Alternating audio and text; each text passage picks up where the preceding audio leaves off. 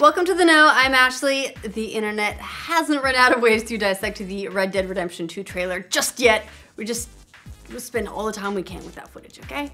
Now, the tech experts at Digital Foundry have analyzed the new trailer, courtesy of high-resolution versions delivered by Rockstar, to see what they could learn about the implementation of the company's Rage engine, which was also employed on Grand Theft Auto 5, Red Dead Redemption, and Grand Theft Auto 4. So, according to Digital Foundry, the trailer appears to be running in real time and has seen obvious improvements in its sky and model rendering, plus its effects and post-processing. The outlet writes, "What we're seeing is a remarkable upgrade for the Rage engine with stunning vistas, dense simulation, exceptionally strong modeling, and state-of-the-art animation." We've already seen a crazy amount of information pulled from just a couple minutes of footage. Imagine what people are going to do when we actually get to see our first bit of gameplay. But we've got maps, we've got all the engine details, we've got probably more delays in our future, but oh boy, it looks good. Now it looks like all those people who were lucky enough to snag a pre-order of the SNES Classic maybe weren't so lucky after all, at least not all of them. That's because there are many gamers out there still waiting on their pre-orders to ship even though the console is now available. Amazon users in particular are reporting a lot of problems with their SNES Classic pre-orders, which has now landed the system with a handful of one-star reviews on the platform and a bit of noise on Twitter as well. The big problem people seem to have, in addition to, well, not getting their orders, is why is Amazon selling so many SNES Classics on their treasure trucks, you know, that are just driving around when there are people waiting on their orders on the internet that they already made? Seems a little weird, right? Right.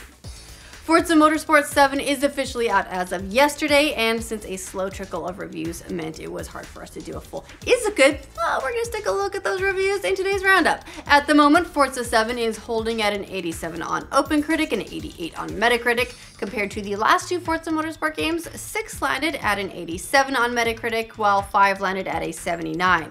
The consensus among reviewers is that Forza 7 is stunning to look at, a close to perfect racing simulator, and manages to be accessible and challenging at the same time. However, some noted it has unusually long load times and might be a bit lacking in depth. DualShockers wrote in its 9 out of 10 review, Forza Motorsport 7 is a fantastic game. As a whole, the series has managed to tweak a near-perfect racing series to provide the best sim racing experience year after year. If you're a die-hard Forza Motorsport fan, I can assure you this game is worth its purchase price. Couple notes though, that there are a lot of people who are not exactly happy about its microtransactions.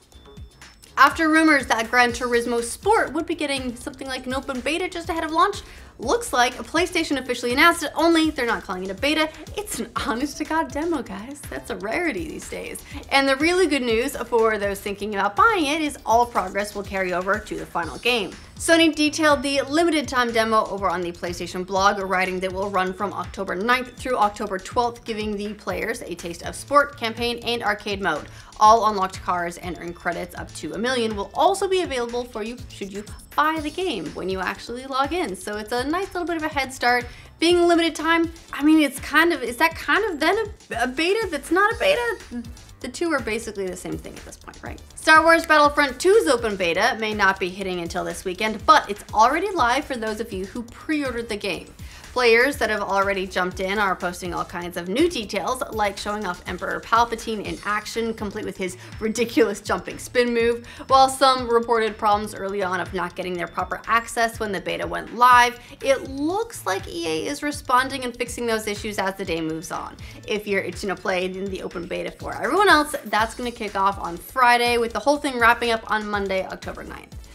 If you had any doubts about the power of FIFA, some monthly retail numbers are here to set the record straight. According to UK retail watcher GfK Chart Track's September report, FIFA 18 beat out Destiny 2 for the top spot of the month, even though it was only out for 2 days in September, as opposed to several weeks for Destiny 2. Should be noted, couple of things, lots of caveats with GfK Chart Tracker. It's only tracking physical sales, not digital, but that's still a pretty huge walloping by FIFA. Also, it is tracking the UK, where FIFA is a real big deal. Now, up until that point though, Destiny 2 was one of the most successful launches of the year. That shouldn't be too big of a surprise for anyone who knows the power of football, though. Yes, we're gonna call it football for you because this is UK numbers. Destiny 1 similarly lost its launch month, by the way, to FIFA 15 back in 2014. The developer who made Left 4 Dead and Evolve is making a new game for the Samsung Gear VR. Yeah, not the HTC Vive, not Oculus Rift, but for the Gear. The new game from Turtle Rock Studios is called The Well, and it's apparently a turn-based fantasy RPG that's described as having a dark dream-like atmosphere. So, bit of a departure from what they were working on before. The studio's already made a lot of VR games, but Turtle Rock GM Steve Goldstein said, "The Well is not only our most ambitious VR title to date, it is our most unique." Of course, part of Turtle Rock's new focus on VR might be due to the fact that Evolve was kind of a commercial flop too. Anyway, if you're interested and you have a VR machine, specifically Samsung Gear VR, it launches October 11th and it's $10. And $10 games are good. Well, I mean, it's hard to be disappointed by a $10 game, right? Speaking of games that require a headset to play, Halo will be coming to Microsoft's Windows mixed reality headsets soon. The game, called Halo Recruit, will release October 17th as a free download. It's described as a VR environment full of characters, so it's not a full Halo game, but it gives us a look at what the Halo universe looks like in VR, kind of like that lightsaber VR experience, which still pretty cool sounding. The game, which was developed by 343, will let players explore classic Halo enemies in VR while showing you information about each creature. As for combat, you're pretty much limited to a shooting range where you fire at targets with a set of pistols, so it's not a full Halo game by any means, but maybe somewhere down the road we'll get one. A girl can dream.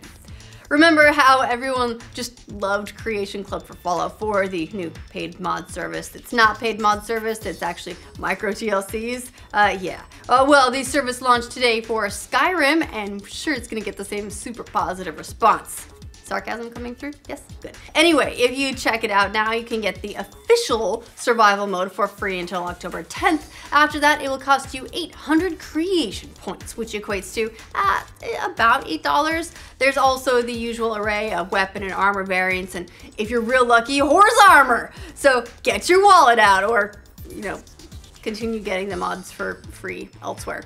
James Cameron will not be pinching pennies when it comes to the Avatar sequels. The 4 movies will be the most expensive films of all time, with a combined budget of $1 billion. We have to do this, right?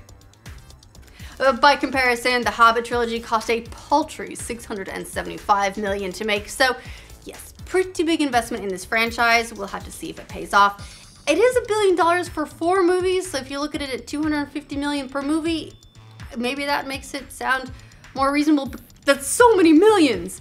Production has started for the movies, which are being shot back to back and will have a staggered release starting in 2020. You might remember earlier this year when Yahoo said that 1 billion of its accounts were hacked. 1 billion is a lot of accounts to be hacked, but today the company has announced that, yeah, the hackers, they actually got them all, like every single one. In a news release, Yahoo said it obtained new intelligence with the help of outside forensic experts. The company now says that all Yahoo user accounts were affected by the 2013 hack, which makes it the biggest hack in history, affecting more users than Facebook, Twitter, and Instagram combined. Though there's no telling how many of those are like duplicate email accounts that people set up when they couldn't remember their old one, or they were embarrassed because, you know, you make those early internet usernames, then you go, that was dumb, and you make a new one. We can hope that, you know what, 2.5 billion was that, right? We can. Yahoo said, though, that the stolen user data didn't include clear text passwords, credit card information, or bank details, so that's something. And that's the news we have for you this roundup. Let us know what you think of all these stories in the comments down below. To make sure you get news from every corner of the internet every day, make sure you like this video. If you're new to this channel, subscribe to the know. Star Wars Battlefront 2's open beta may not be hitting until this weekend, but it's already live with those for, why? 800 creation points, which equates to about $8. There's also the usual array of weapon and armor variants, so get your wallet out and get that horse armor. Horse armor.